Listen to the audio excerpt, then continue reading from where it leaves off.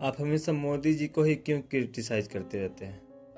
अरे यार, तुम्हारे जैसे अंधभक्त को हम नहीं समझा सकते भाई, क्योंकि इम्पॉसिबल है। जैसे मच्छर को जैकेट नहीं पहना सकते, इम्पॉसिबल है, वैसे ही चींटी को लिपस्टिक नहीं लगा सकते, ये भी इम्पॉसिबल है। वैसे ही अंधभक्त को समझाना भी इम्पॉसिबल है हमारे देश में। अब तुम ही बताओ कि हमारा देश पाकिस्तान को भी पीछे छोड़ दिया कर्ज लेने में वर्ल्ड बैंक से, लेकिन तुमको समझ में आया? कितने नंबर पर अंधभक्तों है? को समझ में आया? फर्स्ट रैंक है भाई, कर्ज लेने में पहला नंबर है। क्या?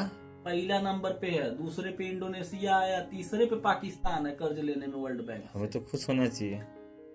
टॉप कर दिया भाई, कर्ज ले रहा है, विकास में नहीं 1 नंबर पे है, कर्ज में 1 नंबर पे है। वर्ल्ड बैंक से सबसे ज्यादा कर्जा लिया है इंडिया। तो लेने में है? हाँ, हमें लगा देने में है। तीसरे में पाकिस्तान है, अरे चौथे में ब्राजील है, फिर ब्राजील नहीं, चौथे में तो बांग्लादेश है, फिर पांचवे में ब्राजील है। फिर भी हम लोग वर्ल्ड के चौथी इकोनॉमी है।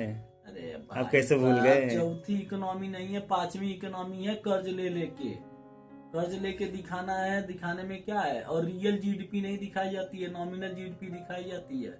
इसमें क्या होता है? रियल जीडीपी वो होता है कि जो कास्ट है वो एक बेस प्राइस लिया जाता है, और प्रोडक्शन इस साल का लिया जाएगा, और कास्ट तुम्हारा बेस प्राइस का लिया जाएगा। जो जैसे 2011-12 था, तो उस समय जो वैल्यू था उसका कास्ट, और इस समय का प्रोडक्शन, नंबर ऑफ प्रोडक्शन, उसको मल्टीप्लाई करेंगे तो रियल जीडीपी निकलता है। और नॉमिनल जीडीपी होता है कि इसी साल का प्रोडक्शन, इसी साल का उसका प्राइस। तो मान लो पहले बिस्किट 5 रुपए में था, प्रोडक्शन 10 हो रहा था, तो 50 रुपया हुआ जीडीपी। लेकिन इस साल अगर 10 रुपया हो गया उसका प्राइस बिस्किट का, और 10 प्रोडक्शन भी हुआ, तो जीडीपी कितना चला जाएगा? 100।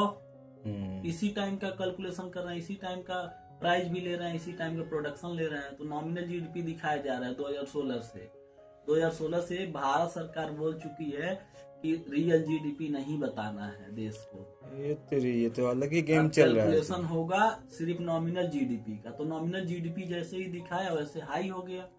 अब भक्तों को, तुम्हारे जैसे भक्तों को क्या लग रहा है कि बहुत ज्यादा जीडीपी हमारी बढ़ रही है, डबल डिजिट में है। मेरा तो अयोध्या मंदिर बनवाए हैं, तो पैसा तो चाहिए ना उसके लिए। अयोध्या मंदिर भाई 1,000 तो दिए हैं सभी मंत्री, जितने बीजेपी के मंत्री हैं, बड़का भक्त बनते 1,000 चंदा दिए हैं। तो मंदिर का कैसे बन जाएगा? पैसा से बना है, पैसा तो आएगा ही ना, कहीं से लेना तो जनता के पड़ेगा। पैसा से बना है भाई साहब।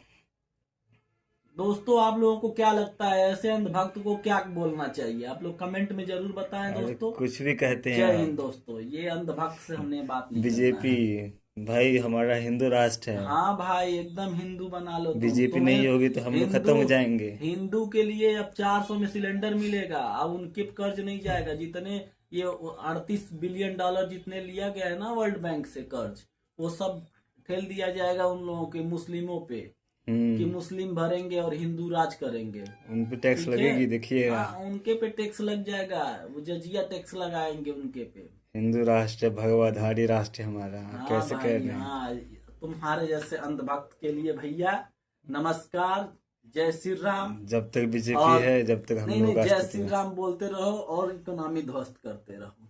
ऐसा कुछ नहीं होता है, बीजेपी है, हाँ ठीक है, संभाल बहुत लेगी। बढ़िया, बहुत मोदी जी बढ़िया। है। मोदी जी है ना, तो इसीलिए तो टॉप पे आ गया कर्ज लेने में। अभी मोदी जी को 5 साल और रहना है, पता नहीं टॉप का इनका पीछा कोई नहीं कर पाएगा, पाकिस्तान भी नहीं कर पाएगा कर्ज लेने में। बस 4 साल और रहना है, रह लेने दो। कहीं 2029 में सरकार बन गई तो सभी पब्लिक पे ही आएगा भार। ये तो अपना झोला उठाएंगे, चल देंगे। अगली सरकार जो बनेगी उसको कर्ज भरने में पागल हो जाएगी। जीडीपी का 81% तो कर्ज का ब्याज देने में जा रहा है, 20% में 19% में तुम्हारा देश चल रहा है, और जब नहीं चल पा रहा है फिर वर्ल्ड बैंक से कर्ज ले रहे हैं। वही हो गया है देश का। कुछ भी हो भैया, मोदी जी तो मोदी जी हैं। ठीक है भैया। दोस्तों, ऐसे अंधभक्त के लिए आप क्या कहना चाहिए? एक शब्द जरूर कमेंट में करना दोस्तों। जय हिंद दोस्तों।